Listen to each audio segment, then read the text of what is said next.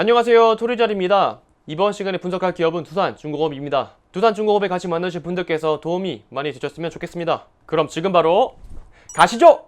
두산중공업 연매출 15조 1324억원, 영업이익 1541억원, 당기순이익은 마이너스 8384억원, 화력, 원자력, 신재생 등의 에너지 플랜트를 전문으로 하는 대한민국의 대표 에너지 기업입니다. 이번 시간의 주제는 탈원전과 두산건설로 소가리를 했던 두산중공업의 눈물 없인 들을 수 없는 지난날의 과거와 소형원전으로 다시 비상을 노리고 있는 두산중공업의 희망찬 미래 이야기, 냉탕과 온탕을 왔다 갔다 하는 이야기 한번 해드리도록 하겠습니다. 자, 원래 두산중공업 하면 우리가 떠오르는 이미지가 있습니다. 바로 탈원전이죠. 2017년 문재인 정부가 들어서며 신규 원전 건설 계획 백지화, 노후원전 수명 연장 중단, 월성 1호기 폐쇄, 신한울 3, 4호기 공사 중단 등 신재생 에너지 시대를 목표로 탈원전 정책이 이어집니다. 2034년까지 원자력 발전을 단계적으로 줄여서 원전을 현재 24기에서 17기로 줄이고 신재생 에너지 발전 설비 용량을 4배 가까이 늘리는 제9차 전력 수급 계획을 수립하죠. 하지만 이 같은 원전 정책은 원자력 사업을 주력으로 하고 있는 두산중공업에게는 악재로 다가오게 됩니다. 신한울 3, 4호기 공사 중단만으로도 매출 2조 5천억원, 중단된 전체 6기 원전의 매출만 7, 8조 원이 사라진 것으로 추정이 되며 두산중공업에겐 탈원전 정책은 악몽 그 자체였죠. 물론 이 수치는 어디까지나 추정치이기 때문에 실제로 발생하지도 않았던 매출을 두고 피해라고 평하긴 어려운 점도 있습니다. 신한울 3, 4호기는 어디까지나 단순히 계획 및 검토 단계에 있었을 뿐 탈원전 정책이 정해진 시기에 마치 확정 매출이 발생했던 것처럼 두산중공업에게 피해를 입었다고 주장하기에는 다소 어려운 감이 있죠. 게다가 두산중공업의 사업비 중에서 70%가 화력이고 15% 정도만 원전이기 때문에 원전 사업의 중단은 두산중공업의 당장의 존립을 흔들 만큼 큰 피해는 아니었죠. 물론 탈원전 정책은 두산중공업에게는 사양산업인 화력발전을 대체할 신규 먹거리로서 현 정부의 탈원전 정책이 아무런 영향도 없진 않았을 것이라는 게 직관적으로 봤을 땐 이해가 가능한 부분입니다. 하지만 탈원전 정책이 두산중공업의 몰락을 가져왔느냐에 대해서는 오늘날까지도 의견이 분분합니다. 아무래도 현 정부가 탈원전 정책을 시행한 만큼 야당에서는 탈원전으로 인해서 두산중공업이 무너졌다는 의견을 내세우고 여당에서는 타양산업과 부실자회사 지원의 결과라는 의견이 대립하고 있습니다. 그리고 실질적으로는 탈원전, 부실자회사의 탓, 양측 입장이 어느 정도 맞는 부분이기 때문에 어느 의견이 옳다 틀렸다 이야기는 어려운 점도 있습니다. 그래서 어차피 저 토리잘은 정치는 알지도 못하거니와 경제와 산업을 다루는 사람으로서 매우 중도적인 시각으로 오로지 재무제표와 산업의 흐름을 기반으로 두산중공업의 이야기를 풀어보도록 하겠습니다. 우선 이를 잘 알기 위해서는 두산중공업의 최근 5개년 실적을 보여드리도록 하겠습니다. 두산중공업의 실적은 연결 기준 2016년 매출 13조 9,523억원, 영업이익 7,982억원, 당기순이익은 마이너스 2,155억원에서 2019년 매출 15조 6,597억원, 영업이익 1조 769억원, 당기순이익은 마이너스 1,044억원으로 매년 영업이익은 그래도 나름 1조씩 벌어다 주었지만 2020년 작년 한 해에는 코로나로 전세계 경기가 멈추게 되면서 매출은 선방했지만 영업이익은 1,541억원, 당기순이익은 마이너스 8,384억원을 기록을 했습니다. 그런데 여기서 한번 유심히 봐야 할 것은 이 두산중공업의 영업이익과 당기순이익 간의 괴리입니다. 작년은 코로나 때문에 당기순이익 적자는 그렇다 치더라도 이전까지 매년 1조씩 영업이익을 벌던 회사가 매년 당기순이익은 적자에 놓여 있습니다.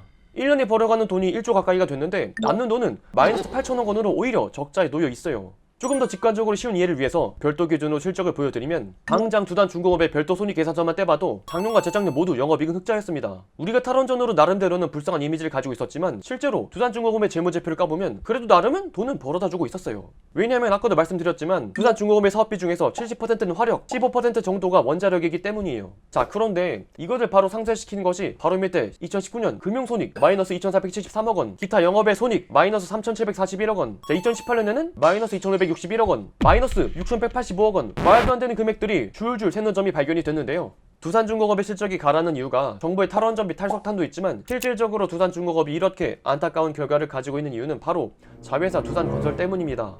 두산중공업이 두산건설의 부실을 떠난 데 따른 과도한 금융부담이 두산중공업 실적 악화의 가장 큰 요인으로 작용했는데요. 워낙 유명하고 다들 아실만한 내용이니 길게 말하진 않겠습니다.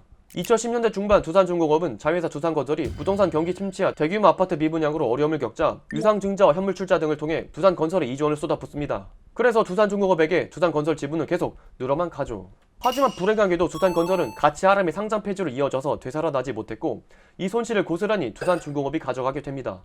즉 무리한 자회사 끌어안기로 인해서 자금 이탈 및 평가가치 하락으로 두산건설의 손실을 온전히 두산중공업이 가져가며 당기순이익 적자의 실적을 가져가고만 것입니다. 그간 두산중공업의 녹록지 못한 실적을 볼 때 탈원전으로 인한 피해보다 무리한 두산건설을 끌어안기로 인한 금융손실이 가장 큰 영향을 차지한 것으로 볼 수 있습니다. 물론 실적면에서 탈원전 정책이 두산중공업에 아무 영향을 미치지 않은 것은 아닙니다. 탈원전 정책은 두산중공업의 수주 부진으로 이어졌는데요. 별도 기준으로 두산중공업 매출은 2012년까지만 하더라도 7조 9천억 원이었지만 2020년은 3조 4천억 원으로 7년 만에 사실상 반토막이 났고 수주 잔액 역시 2011년 23조 원에서 2019년 14조 2천억 원으로 쭈그러들었죠. 하지만 이런 한국의 내적인 정책 문제 외에도 가장 큰 문제는 세계 에너지 패러다임이 변하고 있다는 점입니다. 다들 아시다시피 두산중공업의 주력 사업은 화력과 원자력 발전 분야입니다. 하지만 현재 세계 에너지 시장 환경은 변하고 있는데요. 국제에너지기구에 따르면 세계 시장에서 화력 원자력 투자액은 2010년 1880억 달러에서 2018년 1740억 달러로 7% 감소하는 추세에 있습니다. 장기적인 관점 역시 현재 10% 수준인 원전 발전 비중이 2050년이면 8% 정도가 될 것이라고 전망되고 있습니다. 세계적인 에너지 패러다임이 신재생 에너지로 전환이 되며 기존 화력 원자력 발전에 대한 각국 기업들의 투자가 감소하기 시작하고 당연히 이를 통해 돈을 버는 두산중공업의 이익은 감소할 수밖에 없는 상황에 놓이게 되고 맙니다. 즉 에너지 패러다임이 친환경으로 전환되고 있는 만큼 기존 화력 원자력에서 80% 이상의 매출을 이끌고 있는 두산중공업에게 이러한 격은 어느 정도 예상되었던 바이고 언젠가는 맞이해야 할 운명이란 것입니다. 물론 탈원전 정책은 두산중공업 부실을 초래한 직접적인 원인이라고 보긴 어렵지만 현 정부가 이전 정부에서 계획한 신한원전 3, 4호기, 천지원전 1, 2호기 건설을 예정대로 추진했다면 회사의 적자 부담을 줄이는데 일부 도움이 됐을 것입니다. 자, 그렇다면 여기까지가 말씀드린 것이 눈물 없이는 들을 수 없는 두산중공업의 지난날 이야기였는데요. 자, 그렇다면 정말 앞으로는 화력은 말할 것도 없이 언젠가는 친환경으로 전환이 될 것이고 원자력은? 정말 원자력은 앞으로 정말 영영 미래가 없는 것일까? 생각이 들 수밖에 없는데요. 하지만 최근 두산중공업에게도 새로운 해결책이 떠오릅니다. 바로 소형원전이 원자력 산업의 새로운 패러다임 해결책으로 떠오르며 연 400조의 신시장으로 떠오르고 있습니다. 자, 기존까지 원자력이 탄소 배출이 적음에도 불구하고 친환경 에너지 패러다임 시대에서 꺼려졌던 이유는 바로 높은 폐기물과 분산 시스템에 불리하다는 점이 많았기 때문입니다. 기존의 원자력 발전소는 주로 물을 냉각제로 이용했기 때문에 주로 바닷가 근처에 세워졌었습니다. 하지만 물을 이용한 냉각은 원자력 반응을 일으키는 중성자 속도를 늦추기 때문에 기존까지는 이 중성자의 느려진 속도에도 반응을 일으키는 우라늄 235를 발전에 사용했었습니다. 하지만 우라늄의 전체 매장량 중에서 이렇게 원자력 발전에 이용되는 우라늄 235는 전체 매장량의 0.7%밖에 불과하지 않고 나머지 99.2%가 우라늄 238이었습니다. 그래서 원자력 발전을 위해서는 이 우라늄 235를 2에서 5% 수준으로 농축해서 사용을 했죠. 하지만 우라늄 235를 2에서 5% 수준으로 농축을 해서 사용하기 때문에 나머지 대부분을 차지하는 238은 연료로서 가치를 하지 못하고 폐연료봉으로서 폐기가 되며 에너지 효율면에서 매우 떨어지고 말죠. 게다가 미래형 분산 시스템이 현재 원자력과 조화될 수 없다는 단점 역시 가지고 있습니다. 현재 세계 에너지 각국이 탄소 중립을 목표로 온실가스 배출이 없는 태양과 풍력 등의 재생에너지 비중을 확대하고 있죠. 국제에너지기구 IEA에 따르면 2030년이면 전세계 발전량 가운데 신재생에너지가 차지하는 비중은 37.3%로 석탄 24.4%, 석유 1.6%를 제치고 세계 최대 전력원이 부상될 것이라고 전망되며 신재생에너지의 공급 발전이 증대될 전망입니다. 그래서 에너지 패러다임이 원자력이나 화력 등 대단위 발전소의 전력을 대량으로 생산하는 중앙 공급식 에너지 전달 체제가 앞으로는 풍력, 수력 등 각 지역에서 소규모로 생산이 되는 재생에너지가 전력 공급으로 변화하며 신재생에너지 중심의 소규모 분산형으로 전환이 되고 VPP 가상발전소를 통한 분산형 에너지 시스템이 차세대 에너지 시스템으로 떠오르고 있죠. 하지만 한 기당 최소 1000에서 1500MW에 달하는 대형 원전은 이런 분산 시스템에 적합하지 않습니다. 현재 에너지 발전을 위한 전원을 구성할 때 전체 시스템의 약 5% 해당하는 크기 이상의 개별 전원 설치하지 않는데요. 그 이유는 5% 이상의 크기의 전원이 고장 등으로 불체 정지하면 나머지 시스템에 미친 영향이 커서 전체 시스템이 정지될 수 있기 때문입니다. 하지만 1000MW 이상의 원자력 발전소를 위해 5% 이하의 에너지 전원 설치한다 하더라도 나머지 신재생 에너지원에게 원자력 발전소의 5%는 그 이상의 영향을 미치기 때문에 원자력 발전소의 전원에 이상이 생길 경우에는 원전뿐만 아니라 다른 분산형 에너지 시스템에 영향을 미칠 수 있는 리스크가 있습니다. 그래서 이런 대형 원전은 에너지 불안정성을 심화시키죠. 그래서 기존까지는 크게 이 두 가지의 이유로 원전 발전이 적극 권장되지 않았습니다. 하지만 최근 이 두 가지의 단점을 보완할 수 있는 나트륨을 이용한 소형 원자로가 새로운 원자력 발전소의 신 패러다임으로 떠오르며 주춤했던 우리나라 원전 산업에 다시금 희망을 불어넣어 줄 것으로 알려져 있습니다. 소형 원자로는 300MW 안팎 규모로 기존 1000에서 1500MW급의 대형 원전의 3분의 1 수준인데다가 사고 위험이 낮고 건설 비용이 적게 든다는 장점이 있습니다. 게다가 기존 냉각수 수치를 위해서 바닷가에 세워졌던 것과는 다르게 액체 나트륨, 소듐을 이용한 소듐 냉각 고속로 방식을 이용해서 안정성과 효율 두 가지를 모두 잡을 수 있는 장점을 지니고 있습니다.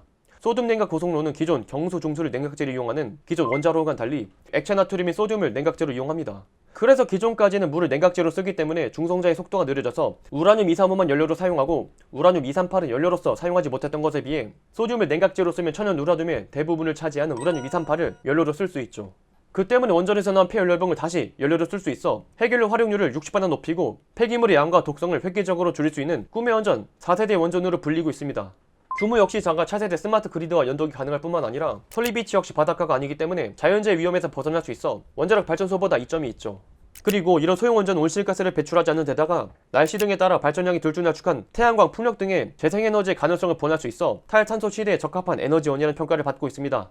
국제원자력기구 IAEA는 2050년까지 전 세계적으로 최대 1000기의 소형 원전이 건설이 되고 시장 규모는 400조 원이 달할 것으로 예상하고 있죠. 현재 빌 게이츠 마이크로소프트 전 회장과 투자의 귀재 워렌 버핏이 나트륨을 활용한 소형 원자력 발전 건설에 직접적으로 나서겠다 밝히면서 소형 원자로 산업화가 속도를 내고 있습니다. 게다가 개발도상국 역시 원전 수요가 급증하고 있지만 늘어난 전력 수요를 감당할 중앙 집중형 전력망을 갖추지 못한 경우가 많아 대형 원전보다는 분산형 전원의 중소형 원전의 수요가 늘어날 것으로 예상이 되고 있습니다. 또 30년 이상 가동한 노후 원전이 몰려있는 선진국에서도 향후 수명이 다해 회체될 원전의 빈자리를 소형 원전이 대체할 것이라고 전망이 되고 있죠. 그래서 차세대 원자력 발전 산업이 떠오르면서 두산중공업의 기대감이 한껏 모아지고 있습니다. 원자력을 주력으로 하는 만큼 그간 정부의 탈원전 정책이 두산중공업의 앞날에 먹구름을 들이었지만 현재 세계적인 바람이 소형 원자로에 대한 중요성이 커지면서 이를 영위할 두산중공업에게 기대감을 품을 수 있게 된 것이죠. 현재 소형 원자로는 태양광, 풍력 등 불안정한 신재생 에너지에 안정성 있는 에너지를 공급해줄 수 있는 하나의 필수적인 요건으로서 여겨지고 있습니다. 즉, 신재생 에너지 발전이 늘어난다면 소형원자로의 발전 역시 필연적으로 늘어난다는 것이죠. 이번 소형원자로 발전 산업으로 두산중공업이 지금껏 탈원전, 두산건설로 인한 소가리를 풀고 앞으로 활발하기를 기대해보도록 하겠습니다. 오늘의 영상은 여기까지입니다. 이 영상의 내용이 좋았다면 구독과 좋아요 한 번씩 부탁드리도록 하겠습니다. 알림 설정까지 하신다면 유튜브 토리잘에 영상이 올라오는 대로 바로바로 시청하실 수 있습니다. 그리고 전 여러분들의 모든 댓글을 달고 있습니다. 원하시는 기업과 산업 말씀해 주시면 매주 2편씩 분석해서 올려드리고 있습니다. 그럼 저는 또 다음에 좋은 영상으로 찾아뵙도록 하겠습니다. 존경하는 구독자 여러분, 그럼 다음 시간에 또 만나요. 안녕!